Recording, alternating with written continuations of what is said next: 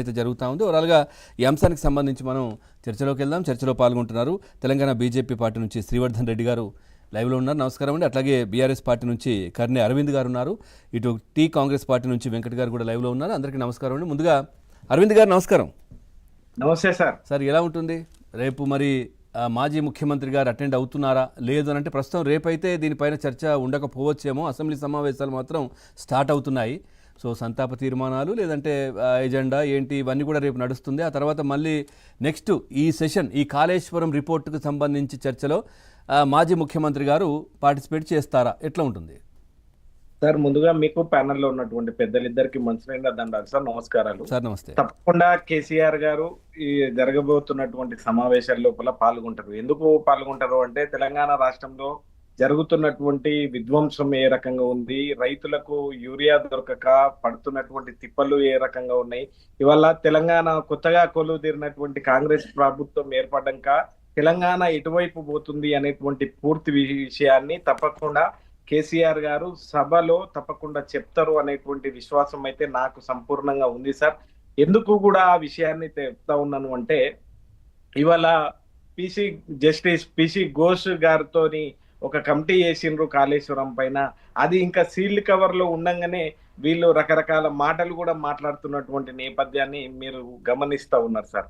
ఇవాళ చాలా స్పష్టంగా వేమ్ల ప్రశాంత్ రెడ్డి గారు, వివేకానంద గౌడ్ గారు, సుధీర్ రెడ్డి గారు, తర్వాత ముఠా గోపాల్ గారు, వీళ్ళు నలుగురు కూడా పోయి వాళ్ళు మాకు అనుమతి ఇవ్వండి, పవర్ పాయింట్ ప్రజెంటేషన్ కి మాకు అనుమతి ఇవ్వండి, ఇవాళ జరుగుతున్నటువంటి అసత్యాలకు జరుగుతున్నటువంటి విషయాలపైన మాకు అవకాశం ప్రధాన ప్రతిపక్షాల లోపల ఇవ్వాల్సినటువంటి అవసరం తప్పకుండా ఉంటది కాబట్టి మీరు ఇవ్వాలి అని చెప్పి అన్నప్పుడు వాళ్ళు ఇవ్వలేనటువంటి పరిస్థితి ఉంది. అక్కడ సభాపతి గారు కలవలేదు, తర్వాత సెక్రటరీ గారి దగ్గరకు పోతే వాళ్ళు కూడా నిరాకరించినటువంటి నేపథ్యం ఉంది.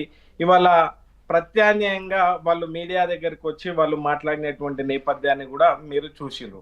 అయితే సార్ నేనేమంటా ఉన్నాను అంటే దీంట్లో అవినీతి జరిగింది అనేటువంటి విషయాన్ని పదే పదే మాట్లాడుతూ ఉన్నారు కాంగ్రెస్ బీజేపీ పార్టీకి సంబంధించినటువంటి వాళ్ళు. ఇవాళ తెలంగాణని ఒక గొప్పగా ఇవాళ తెలంగాణలో నీళ్ళని మనం తీసుకొని పోయి ఇవాళ గొప్పగా మనము అన్ని పంటలకు ఇవాళ 1 ఎకరానికి కూడా కాళేశ్వరం ద్వారా నీళ్లు అందలేదు అని చెప్పి అసత్యాలు మాట్లాడుతున్నటువంటి వాళ్లకు ఇవాళ పూర్తి ఆధారాలతో మేము మాట్లాడతాము అనేటువంటి విషయాన్ని చాలా స్పష్టంగా చెప్పినాం. మాకు అవకాశం ఇవ్వాలి, పవర్ ప్లాంట్ ప్రజెంటేషన్ కి అనేటువంటి విజ్ఞప్తి చేసినప్పుడు వాళ్ళు నిరాకరించారు. సరే ఏం సమయం కావాలని అడిగిండ్రు, తగిన సమయం మాకు కావాలని బీఆర్ఎస్ అడగడం జరిగింది. అట్లాగే కాంగ్రెస్ కూడా ఇస్తామని చెప్పింది, మీకు కావాల్సిన సమయం ఇస్తాము మాట్లాడండి. అయితే సార్ దయచేసి కాంగ్రెస్ ఇవాళ స్పీకర్ గడ్డం వాళ్ళు ఎవరు ఆయన ప్రసాద్ గారేమో కలవలేదు, తర్వాత సెక్రటరీ గారి దగ్గరకు పోయి ఇస్తాము అంటే ఆయన నిరాకరించినటువంటి నేపథ్యం ఉంది. సరే ఇస్తే తప్పకుండా జరిగినటువంటి విషయాలపైన జరుగుతున్నటువంటి అంశాలపైన బీఆర్ఎస్ పార్టీ చెప్తది అనేటువంటి విషయాన్ని మాత్రం నేను సంపూర్ణంగా తెలియజేస్తా ఉన్నాను. అయితే సార్ నేనేమంటా ఉన్నాను అంటే సెక్షన్ 8B సెక్షన్ 8C వివరణ కోరాల్సినటువంటి అవసరం ఉంటది. ఇవాళ అవినీతి జరిగింది అని ఆరోపణ చేసినప్పుడు కేసీఆర్ గారిది కానివ్వండి, హరీష్ రావు గారిది కానివ్వండి, ఈటెల రాజేందర్ గారిది కానివ్వండి, లేదు అనుకుంటే ఇంజనీర్ల వివరణ కోరాలే సెక్షన్ 8B సెక్షన్ 8C ద్వారా. కానీ వీళ్ళు వివరణ కోరతలేదు. మాకు న్యాయస్థానాల పైన అపారమైనటువంటి గౌరవం ఉంది. తప్పకుండా న్యాయస్థానాల లోపల మేము ఇప్పటికే కొట్లాడుతున్నటువంటి నేపథ్యం ఉంది. ఇవాళ మేము ఇప్పటికీ నీళ్ళు వస్తలేవు అని చెప్పి అంటున్నారు కదా సార్. ఇవాళ అన్నపూర్ణ ద్వారా, కొండపోచమ్మ ద్వారా, MMD ద్వారా, మల్లన్న సాగర్ ద్వారా, SRSP పునర్జీవనం ద్వారా ఇవాళకి 20 లక్షల ఎకరాలకు నీళ్లు ఇస్తున్నటువంటి ప్రాజెక్టు కాళేశ్వరం ప్రాజెక్టు. ఈ ప్రాజెక్టు పైన కూలిపోయింది, ఇవాళ అవినీతి జరిగింది అని చెప్పి ఆరోపణలు చేస్తే ఇది కరెక్ట్ అయినటువంటి పద్ధతి కాదు సుమా అనేటువంటి విషయాన్ని మాత్రం నేను తెలియజేస్తా ఉన్నాను సార్.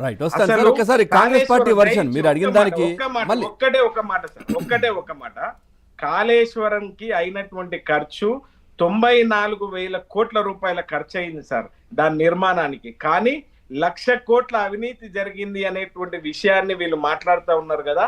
తప్పకుండా వాస్తవం ఏంది, అవాస్తవం ఏంది, రాయి ఏంది, రత్నం ఏంది అని తెలవాలి అని అనుకున్నప్పుడు ఇవాళ వీళ్ళు చర్చ పెట్టాలి. చర్చ పెట్టినప్పుడు ఖచ్చితంగా మేము సమయం తప్పకుండా ఇస్తామంటున్నారు చెప్తాము కదా. అనేటువంటి విషయాన్ని మాత్రం ఈ సందర్భంగా